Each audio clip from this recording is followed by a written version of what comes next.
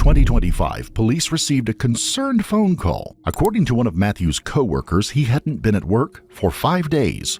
Investigators then learned that he was seen walking along State Highway 64 on July the 25th by a member of the public and hasn't been seen since. Police speak to Matthew's 2 roommates, themselves Army veterans, who claim no knowledge of his whereabouts. Oddly, they hadn't thought of reporting him missing. However, the police, alongside Matthew's mother, Rebecca, began a widespread search for the missing veteran, including an online GoFundMe campaign. But as weeks turned into months, investigators began to fear the worst. In search of the truth, police re-interviewed Matthew's 2 roommates, 23-year-old Raynor Joyner and 22-year-old David DeGroat. They described Matthew as an untrustworthy drug addict who often brought strangers back to their house. A new theory develops, suggesting Matthew's lifestyle may have played a role in his disappearance. However, the more they talk, the more rehearsed their stories seem. After more than 2 months of multiple interviews and a search for Matthew, investigators start to suspect he didn't just disappear, and the 2 men he lived with know why. On August the 17th, 2025, officers came prepared for a potential standoff and expected resistance. Both roommates are military trained, making this a high-stakes situation. Officers have brought in an armored vehicle and have no intention to back down.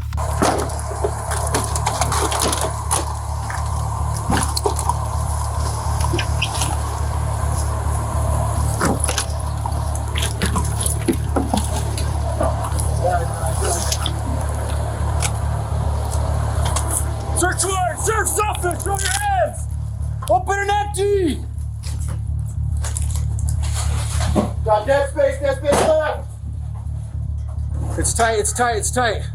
Dead space right. I'm gonna move left. Byers and Kevin, clear that left. I'll hold right here. On me. Moving. Clear. Clear. Secondaries. Check everything.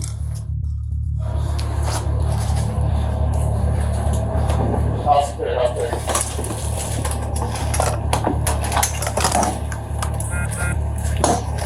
House clear, no? Clear. Clear.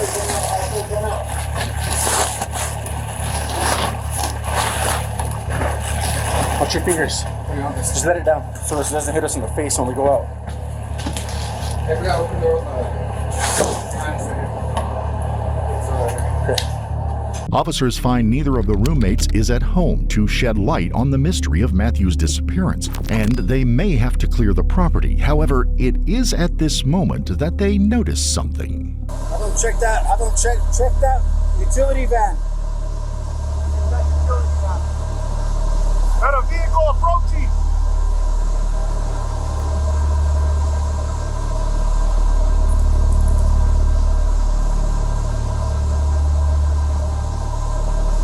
You run that plate. Henry William John 7586 out of Texas.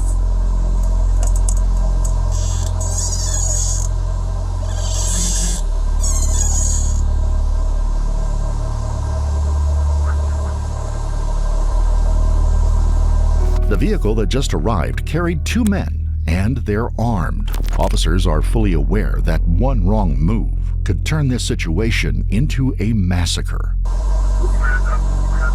He's got a gun at him. He's got a gun.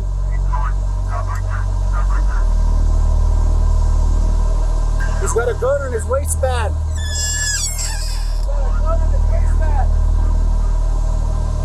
But against all expectations, both men step out within seconds, hands raised in surrender. The officers have no idea that this is just the beginning of all of the unexpected events that lie in wait. The officers carefully take both men into custody. Upon closer look, they confirm them to be Matthew's roommates, Joyner and David, the very people they had been trying to track down. After the search, officers hope a conversation with the roommates might finally lead to them finding Matthew. But the moment the officers get a hold of the men, they shatter any hope of finding Matthew alive. They tell him he is not only dead, but disposed of. Shortly after, one of them, Joyner, even agrees to guide the officers to Matthew. So you said it's about 7 miles down? Yeah, the first one's like 5 miles. First mile's like 5 miles? Yeah. How comfortable do you feel, nah, you know what, you're good, you're good. Just communicate with me through here. Okay. Guide me. I'm gonna sit in the front. Just guide us to where we need to go. Okay. Okay. Appreciate you, bro. And all I can tell you is, me and my partner are the ones in charge of this. The fact that you're taking us to recover his body, the fact that you came clean and were honest, I'm gonna ensure that that's reflected with the district attorney. Okay? Understood. Get a free phone from AirTalk Wireless. If you're on SNAP, Medicaid, or SSI, you can get a free smartphone with unlimited talk, text, and data. Apply now at AirTalk. Understood. The officer will soon realize that the man they are now trying to recover is not in one piece. I know it's past the majority. I know it's past these houses and shit because, again, I ain't fucking stupid. I know that fucking people might get curious about why there was a random fucking van. Was off the road. Yeah. Did his blood spill in that van at all? No. I bagged and tagged him tight. Fucking, like I said, work van. I don't want fucking shit in there. Yeah, was it in a trash bag or what? Yeah, trash bag.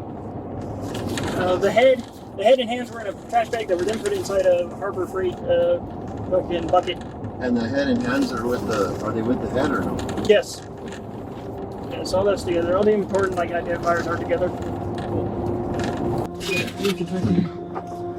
Just hang out, brother. Okay, what color is that bucket? Red bucket. I can actually see it from here. Okay. Down in the drain. Okay. Roll his window up a little bit, sir, just so that way. Yeah. Just hang out for a second, bro. We'll be right back with you. Okay.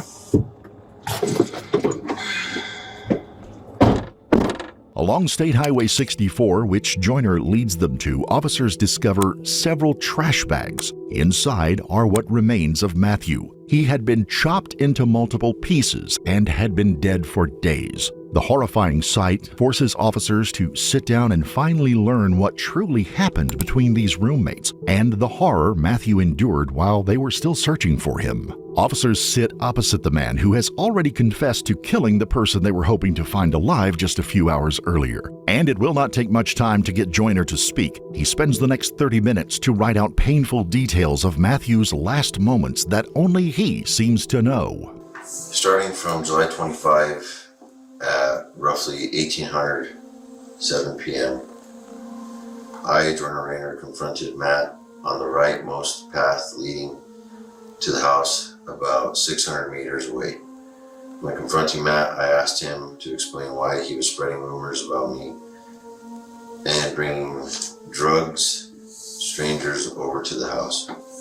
He, Matt in parentheses, said that I didn't come up there often enough, so it was basically his place. What Raynor describes next, which he describes as being in a dark state of mind, will take this case to a place it can never return from.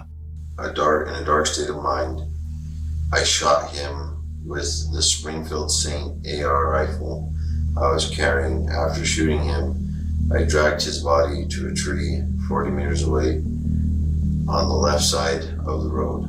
July 26/27, I went to work. After work, I went to Harbor Freight and bought buckets. Not having what I felt I needed, I went to Tractor Supply. There I got trash bags and a splitter axe from there. Minutes after shooting his friend, Raynor went about his day as if nothing had happened. But it wasn't because he didn't care about the consequences. Later, he comes back, but only to take active measures to hide his crime. I went to the land, going back to the tree to cut off his head and hands. After doing so, I bagged them, then placed them inside one of the buckets. I took that bucket in my work van to a drain ditch 4 to 5 miles up the road, dumping it. Matthew was a country guy who left his family behind to live with roommates that he trusted most. But what happened to him after his death, that is by far the most disturbing part of this case. The next Wednesday night, I went to cut off the legs and arms. I found that wildlife had gotten him, so I cut off his forearm and legs. below the knee, bagged them. Then I was able to rip out his upper leg bone from his hip sockets, bagging them with some of his clothes.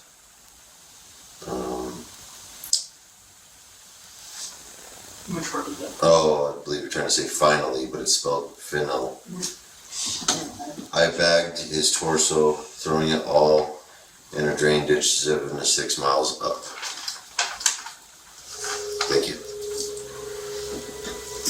Cops take another pause while Raynor finishes the timeline, focusing on what he did with the body.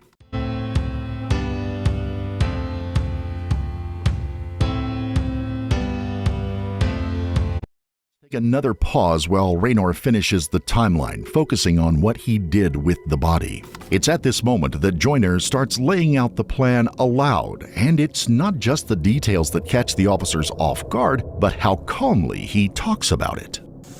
The entire situation with Matthew. Let's see. So, everything I told you last time we spoke about like him spreading rumors and all that wasn't a lie, that was all factual.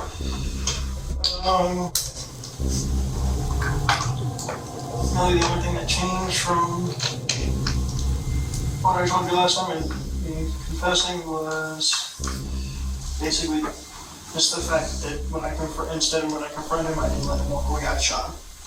So everything was pretty much the same. Like I said, he was spreading rumors, he was bringing drugs, he was bringing strangers. Fucking shit like that. I confronted him. I got fucking, I don't know. I got pissed off and decided, fuck it. You're not gonna give me the chance to fuck up again. And so I shot him. When Raynor shot Matthew, there was another person present at the crime scene who witnessed the horrific crime and did nothing to stop it. So when Matthew was over in Colorado dealing with the VA, getting all that stuff done for himself, went to go to the grocery store, pick up groceries. He got dropped off at what's it called? He got dropped off at Cassandra and Jason's house. I went to go walk with him as we walked up the road at the cart carrying the groceries of everything. As we got to an intersection, a shot rang out. Matt got shot in his right lung from Joyner's rifle, specifically his AR-15. Matt, not knowing what's happening, he did say, "I got shot," and he starts to freak out. Then Joyner comes from around the corner with my Beretta. He sticks it to his face and shoots him in the jaw, which makes his eyes swell up. And he starts to choke at his blood as he hits the floor.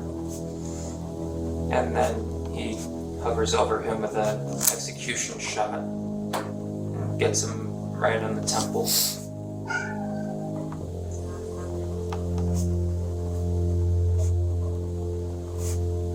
He's waiting in the bushes for him. Matthew didn't know that what felt like a normal grocery run was anything but. One of his brothers was lying in wait, while the other was walking him straight into the trap. What Raynor did next, even in his own words, sounds like something out of a horror movie. Then from there, after shooting him, like I said in my statement, I dragged his body to a tree. Next day, went to work. Everything was normal. After work, I went to Harbor Freight, picked up a bucket, a few buckets. I only used one. And they didn't know what I was looking for. I went to Harbor Freight, ended up deciding the best tool to use would be the splitter axe, and also bought some bags, 33-gallon trash bags. From there, went back up to the land, back up to that spot, cut off his head and hands, bagged him up, put him in the Harbor Freight bucket, drove back down the mountain about 4 or 5 miles, trying to deep drainage ditch through the bucket down there. Whatever they could do, they did. Raynor was quick to walk investigators through his plan for the body, but there is a cold detail missing in the first half of his story. However, David brings it out in his interview. So, my one question for you is I want you to explain to me the plan that you're talking about. A plan to kill Matt that Joyner made. Okay. So his idea was initially he was gonna come up the road that we were gonna have, and he was gonna try to snipe him with his 308 from a distance. And then his plan changed when Matt said he was getting dropped off over by the other road. So then Joyner's idea was he was gonna take my Beretta so he can have a sidearm, and then he grabbed his AR and then waited in the bushes for us to come up, and he told me to stick to one side of the road and to be very loud when I'm near the area. So when he sees Matt come up on the side, despite how dark it is, he doesn't need to worry about who it is. So I would say it was, for what Joyner was thinking, it was pre-plotted beforehand, because I would tell him about Matt still had a drug habit and he was still talking shit and making rumors of everything, which kind of pissed off Joyner. So several occasions, kind of told him like, hey, no, don't kill him, just kick him off the property or something, or like give him a start talking to again. To the point where it eventually came down to the point where he says that he was gonna go with the plan for Matt to get killed.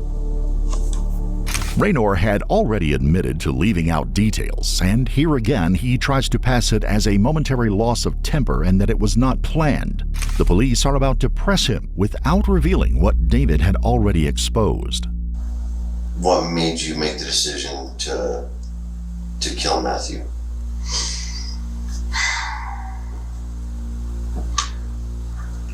Honestly, it wasn't a hard decision to reach for me. I've already given him, what I consider plenty of warnings before to deal with it, and I take that shit very seriously. It's like I'll give you a chance, I'll give you a chance, I'll give you a chance, I'm not gonna give you another fucking chance. Instant happiness is here at Rent-A-Center. You could get instantly approved for up to $4,000. Chance, I'll give you a chance, I'll give you a chance, I'm not gonna give you another fucking chance. In this line of questioning, the cops start to realize something. Raynor knows the law, and he knows that claiming a spur-of-the-moment event could mean a lighter sentence. But when the suspect is as forthcoming as Raynor Joyner, it's hard to keep the mask on, and what he says next is likely to hurt Raynor the most.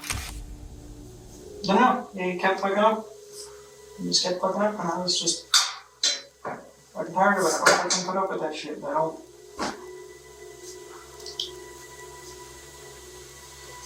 I don't regret what I did, is what I'm saying. At the end of the day, I don't fucking regret what I did. That wasn't the same dude I started with, like I said before. So why don't you regret it? Honestly, I'm not. Truth be told, I've never been exactly had a normal sense of, a normal sense of humanity. I don't know how else to put that. I've always kind of been the odd one out when it comes to shit like that. I've always been the first one to just say it's like, well, you can always deal with it. There's only one way to deal with the problem permanently. Raynor admits that he doesn't regret what he did, but he still won't admit that he planned it. But David goes into detail about what pushed things over the edge and for how long. Raynor felt like it was more like getting rid of a rat or throwing out the trash. So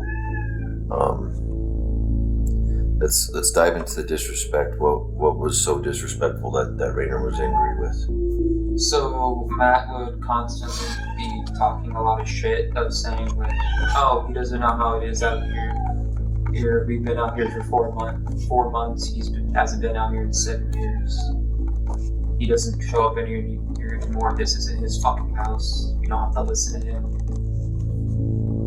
And then he'd start talking about how at least to other people, just making shit up of like, oh, he did this, and this in the army, of saying shit like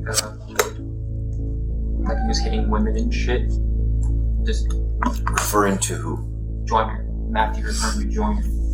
But I at least know he didn't do that, but he kept trying to push an agenda to other people beforehand, which is why he pissed off Joyner. Describe to me why. Try and explain to me why Joyner is for lack of a better term, feels so territorial over you. Because he used me as his brother, like I said beforehand, because we both known each other for a long time in the military. We both have that. We had the same shitty leadership. Both of our dads died, so we bonded over that. He has no other siblings left. So he claims me as like his younger brother. He's usually very territorial about the people he knows. Everything in David's account points to a trap laid by Raynor for the man he saw as the rat of the house. But instead of backing down, Raynor keeps talking almost with pride. And since he won't admit to planning it outright, the cops switch tactics, trying to get him to say it without realizing he's doing it. Dude, I'll be honest with you, man, like going through this, when I shared with you, dude, we had PC, or like probable cause, right? Yeah. For a search warrant for your place, based on just mass disappearance, the argument that you guys had. But like, I'm not gonna lie to you, we're pretty like impressed. Like, without you telling us, I don't know how long it would have taken us to figure out Matt's death, man. Like, this was well thought out or well organized and planned. I just where did you come up with it? Like, how did you figure out how to do all this? Like I said, not quite normal in the head. Fucking, like, not even trying to be funny. Fucking, I've always thought of the whole, the old joke about always have a plan to fill everyone in the room. That's who I am. I've always thought about, okay, here's how I would do it, here's what I would do. Doesn't matter if I like you, as, I haven't thought about it with David. I haven't even told him I thought about it with him. Hell, I cracked jokes with him one time, fucking about it. I was like, yeah, the only problem with telling you is all your fucking Tilas will come looking for me then and just be turning the Alamo. Fucking, I've always thought about, like, everybody how to deal with situations, how to, just, that's who I am, that's, some of that is admittedly was taught to me by my dad.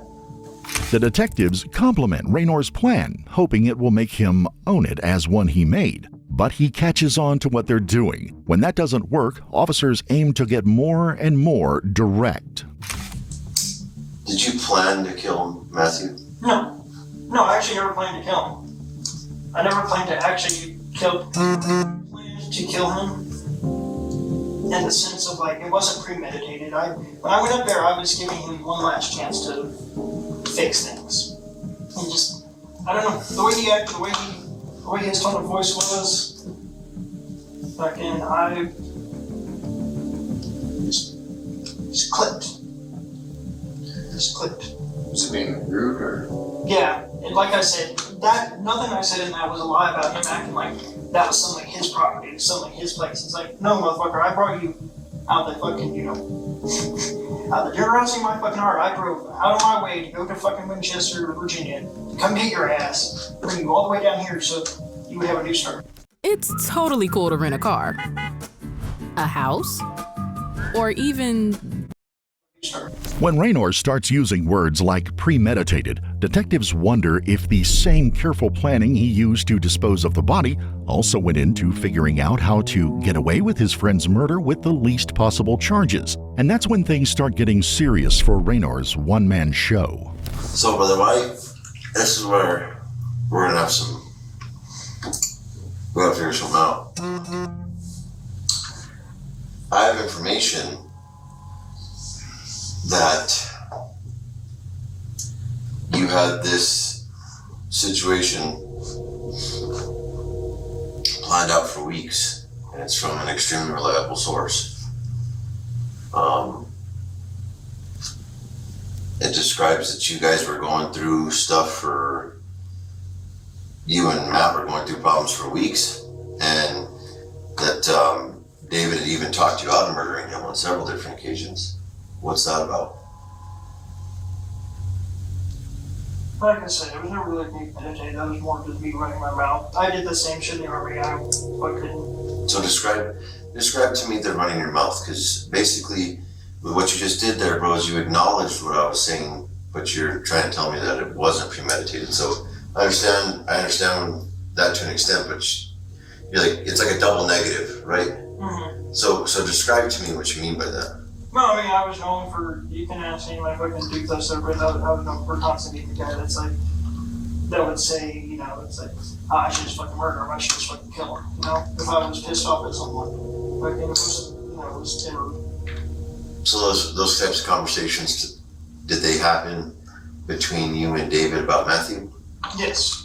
Although Raynor claims everybody knows murder comes easy to him when someone is not on his favorites list, Matthew seems unlikely to have been one of them. He never left the house, possibly because he never realized that everyday tensions were turning into conversations behind his back, the kind that become a roommate's worst nightmare. David fed Raynor information about Matthew under the guise of casual gossip, even as he realized Raynor's plans were getting darker and darker by the day. The cops are about to learn exactly what role David played in all of this. He told me preemptively, he said, you're gonna help me with this. You're gonna help me with this. You're not gonna tell anyone, or I will kill you.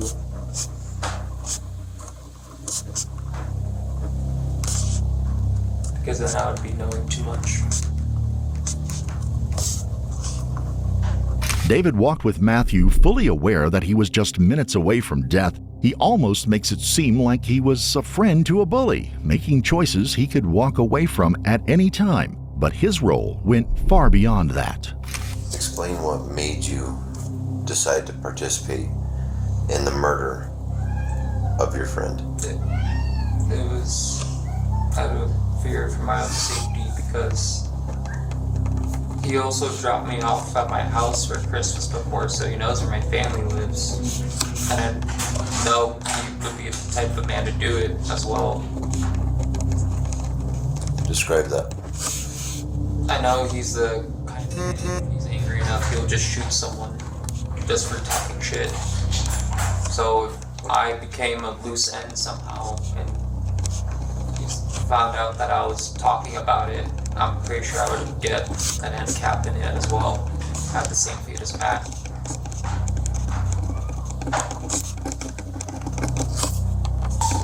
What makes you so fearful of Joyner? It's because I know he's capable of doing it. Just because he says it, it also means he can do it. Because he says beforehand that he has killed someone around the property before with his dad. What role did you play in the body?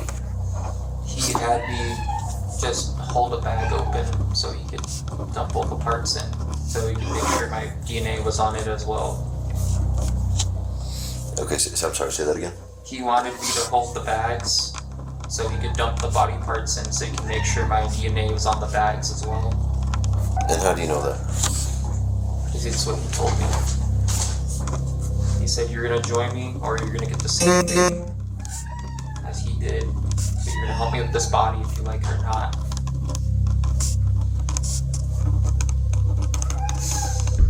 David's role in Matthew's death was all about fueling and guarding secrets that he shouldn't have. But when he breaks down, it becomes clear that he doesn't fully believe Matthew deserved to die. In Joyner's interview, he keeps highlighting his flawless plan for disposing of Matthew's body. But what David recounts next exposes the emotional and gruesome reality of the event, something no one could ever get used to hearing. Dismembering Matt before or after I called you guys to ask where he was at? It was beforehand, before the first initial call for the missing persons report. He already had no head and hands by that point.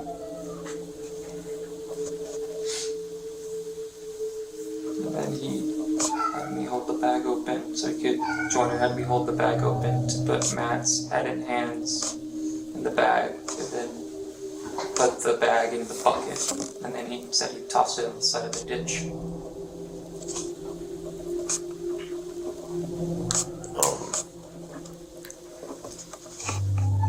If outgrown kids' clothes are taking over your space, turn them into cash with Vinted. Snap a photo.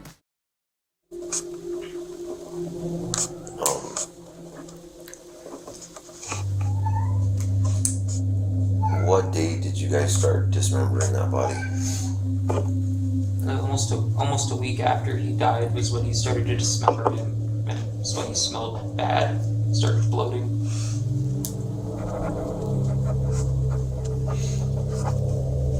Okay, how long did it take you guys to dismember the body? He threw away the last piece around last week, which was the torso and a leg bone. But there was no meat on it, it was just nothing but ribs and a spine, hips.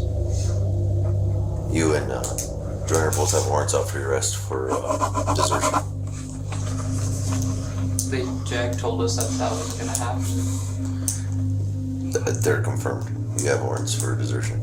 Shortly after these interviews, Joyner was arrested and charged with first-degree murder, aggravated assault with a deadly weapon, aggravated battery, assault with intent to commit a violent felony, conspiracy to commit murder, and tampering with evidence. DeGroat faces charges of first-degree murder, conspiracy to commit murder, and tampering with evidence. Later that day, a crucifix believed to be McLaughlin's was discovered inside a washing machine drum, which authorities believe Joyner and David had used as a fire pit to burn Matthew's belongings. In the military, no man left behind is a sacred oath that Matthew McLaughlin lived by until his retirement. But the men he shared his roof with deserted their uniform. After their return, Matthew was the only one who maintained a stable job. It seems the disturbing secrets in that house weren't just about drugs or strangers. They were about the resentment of two men watching him succeed and deciding to end it for good. In New Mexico, the premeditated nature of his crimes carries a mandatory life sentence, ensuring that Joyner and David face at least 30 years behind bars before they are even considered for parole.